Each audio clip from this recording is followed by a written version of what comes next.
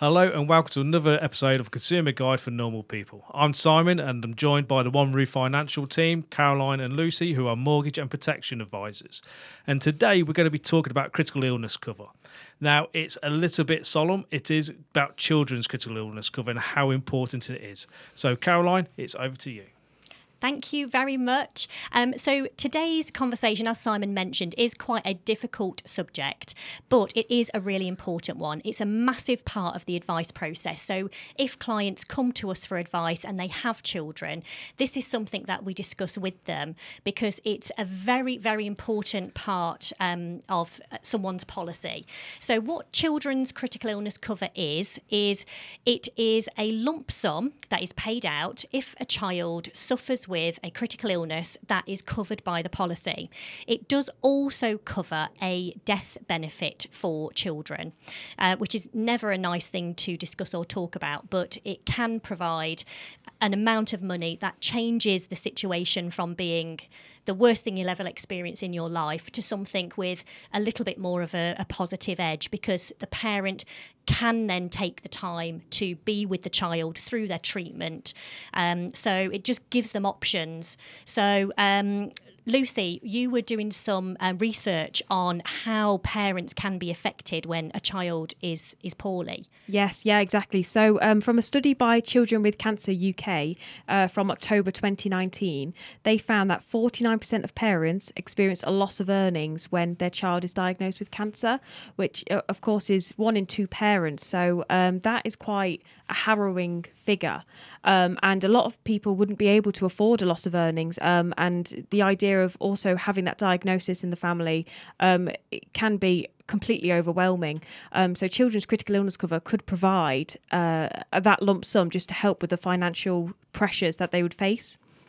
Absolutely. And we were talking about parents having to take a step back from work. So whilst a lot of employers would try their very best to be supportive and assist as the parents need, a lot of employers are also under financial pressure, which means that they simply just can't provide a payment to a staff member if they're off work due to the illness of a child. So you were mentioning as part of your stats about how parents are financially affected. So have you got some more information on that? Yes, of course. So also 42% of parents stop work because of their child's cancer treatment. And also 19% of parents take unpaid leave for over a year. And some people might be in a really fortunate position where their employers are really supportive and, can provide financial aid. But for the majority of us, that situation is unfortunately quite bleak and you have to do it by yourself. So this lump sum that critical illness cover could provide, it really could be a lifeline. Absolutely. So with the critical illness cover, it does vary from provider to provider. Advice is key to this whole thing. So how much cover would you need if the worst happened? So with a lot of companies now, they are having children's cover as an add-on. So days gone by, children's cover was automatically included, even for those that didn't have children. So what providers are trying to do now, they're trying to make their plan more flexible, and they're trying to say, well, actually, why pay for something if you don't need it or until you need it?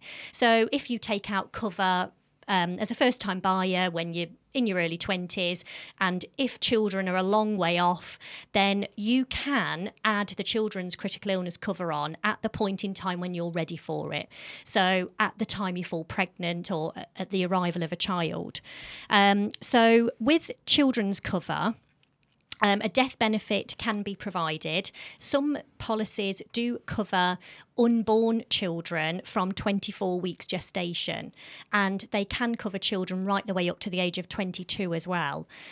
So another fantastic benefit as part of children's cover is hospitalisation benefit, which some companies cover. So if your child has a prolonged stay in hospital, from day 7 they can receive £100, which is going to help with car parking and food and just everything that you're going to need whilst you're camped at the hospital beside your child. So there are as well some companies that allow you to add children's critical illness cover to a life only adult policy. So not everybody can afford to take out critical illness cover as an adult. So the having that option to add that cover to a life-only plan can mean that you can secure that cover for a relatively small premium. So I would always say, whatever the budget, whatever your priorities, there should be something that an advisor can put together for you so you have that cover that you desire in order to protect your child and your family.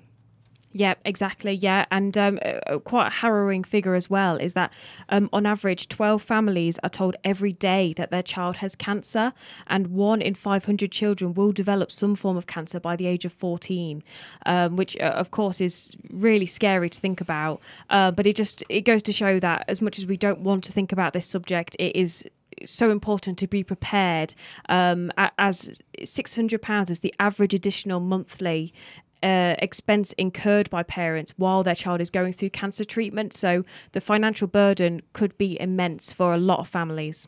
Absolutely. So, and on that subject, Lucy, the hospitalisation benefit from some providers is £100 a night. Mm-hmm. So that average cost of £600 would be covered by something like that hospitalisation benefit. So just to clarify, by children, we mean natural children born to the policyholder. So the adult life assured, it's called. But it does also cover adopted children, children that you are the legal guardian of, and also stepchildren. So with today's modern families, a lot of people have stepchildren now, and the fact that they can also be covered is an added bonus. Yes, of course. And it is also worth mentioning again how different all the different policies are. So with some policies, stepchildren will be covered and some they won't. So if you do have that sort of scenario, then it is definitely worth checking, because of course you wouldn't want the worst to happen and then finding out that they actually aren't covered. So just a little note about that. Yeah, perfect. And I think that just again emphasises the importance of taking advice from a professional. Professionals like ourselves, we have access to so many comparison tools. We can rate the policies that are out there. We can actually look at which plan would be best for your individual circumstances. So I would say, take advice. It's something that is too important to get wrong and think you've got something when perhaps you haven't. So this one is quite a short and sweet episode, but just to recap on the key points, children's critical illness cover is a lump sum benefit that's paid to the policyholder should a child be diagnosed with a critical illness as defined in the policy conditions, and it does also provide a death benefit. The limits to what is paid out will vary from provider to provider and does vary based on the adult's cover amount in a lot of cases. So it's paid to the parent.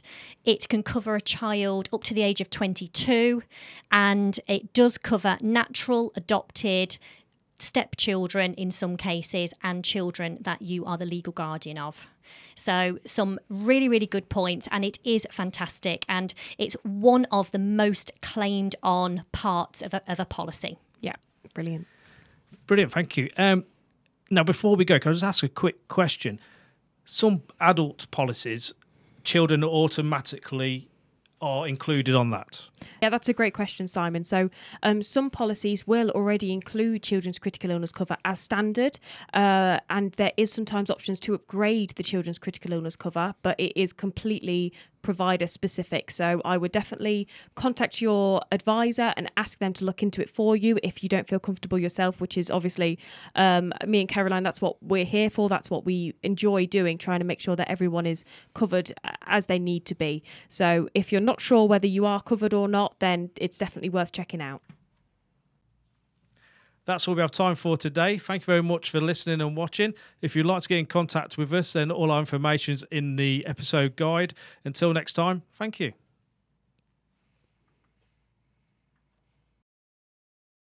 One Roof Financial LLP is an appointed representative of Primis Mortgage Network, a trading name of First Complete Limited, which is authorised and regulated by the Financial Conduct Authority.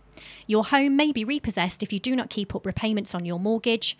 We usually charge a fee for mortgage advice. The amount of the fee will depend upon your circumstances and will be discussed and agreed with you at the earliest opportunity.